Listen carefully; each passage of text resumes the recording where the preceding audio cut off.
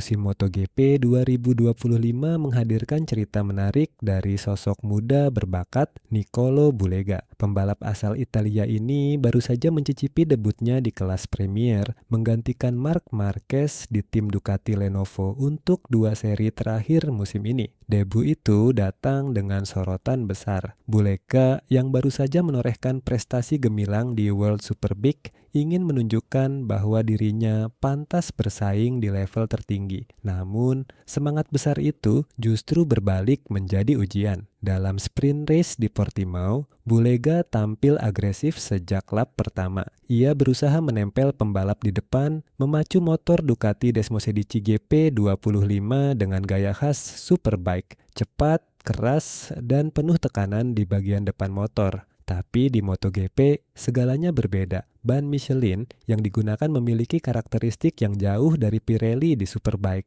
Saat Bulega mengerem keras dan mencoba menyalip, ban depan tak mampu menahan beban. Ia kehilangan traksi, terjatuh, dan harus mengakhiri balapan lebih cepat. Usai lomba, Bulega mengakui kesalahannya dengan jujur. Saya terlalu bersemangat. Dengan ban keras di depan, saya mencoba gaya pengereman seperti di Superbike, dan ban depan langsung menutup saya, katanya. Meski kecewa, Bulega tak kehilangan semangat. Ia menyadari bahwa beradaptasi di MotoGP bukan sekadar soal kecepatan, tapi juga pemahaman teknis, mulai dari ban, sistem pengereman, hingga ritme motor yang jauh lebih kompleks. Bagi Ducati, kehadiran Bulega tetap menjadi pertaruhan menarik. Mereka tahu bahwa di balik kesalahan debu ini, ada potensi besar yang siap tumbuh. Portimao hanyalah awal, dan dari setiap jatuh, seorang pembalap sejati belajar untuk bangkit lebih cepat. Nicolo Bulega mungkin belum mencetak hasil manis di balapan perdananya, tapi satu hal pasti, semangatnya untuk menaklukkan MotoGP sudah menyala terang. Langit Portugal cerah ketika para pembalap MotoGP bersiap di grid start. Suasana di Autodromo Internasional do Algarve, Portimao, terasa tegang. Ini bukan sekadar balapan biasa.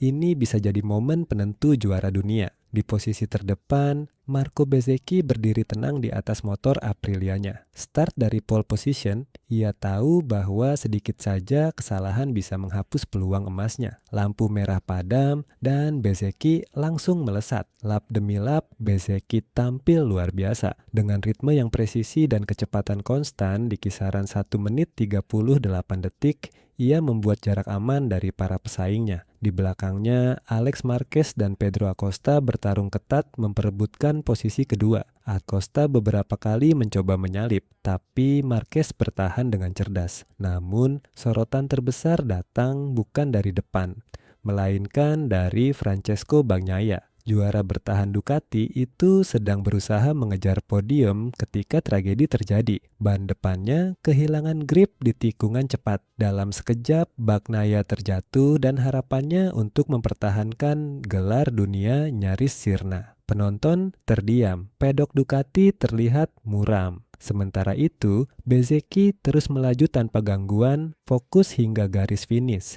Marco Bezzecchi menang dengan dominan. Kemenangan ini bukan hanya soal trofi, tapi juga simbol perubahan. Ia kini unggul 35 poin atas Bagnaia dengan hanya 1 seri tersisa. Di podium, Bezzecchi tersenyum lega. Marquez menduduki posisi kedua dan rookie sensasional Pedro Acosta menutup podium dengan performa matang. Hari itu di Portimao, dunia menyaksikan 2 sisi dari MotoGP. Satu pembalap jatuh karena tekanan ambisi dan satu lagi naik ke puncak karena ketenangan dan ketepatan. Setelah gelaran MotoGP di Portimao, suasana kejuaraan berubah. Di balik riuhnya balapan, angka-angka di klasemen pembalap kini berbicara dengan sendirinya. Di urutan teratas berdiri Marc Marquez dengan raihan poin 545, memastikan dirinya sebagai kandidat juara dunia yang sangat sulit digeser. Di posisi kedua, saudaranya Alex Marquez mengekor dengan 445 poin. Namun yang menarik, Marco Bezzecchi kini berada di posisi ketiga dengan 323 poin, hasil kemenangan gemilang di Portimao yang menjadi sinyal kuat bahwa ia bukan sekadar pembalap pelengkap, Tapi penantang serius. Di bawahnya, Francesco Bagnaia terpuruk di posisi keempat dengan 288 poin usai insiden yang merugikannya di seri tersebut. Dan semakin mengejutkan, Pedro Acosta makin dekat dengan Bagnaia, hanya terpaut 3 poin pada posisi kelima dengan 285 poin.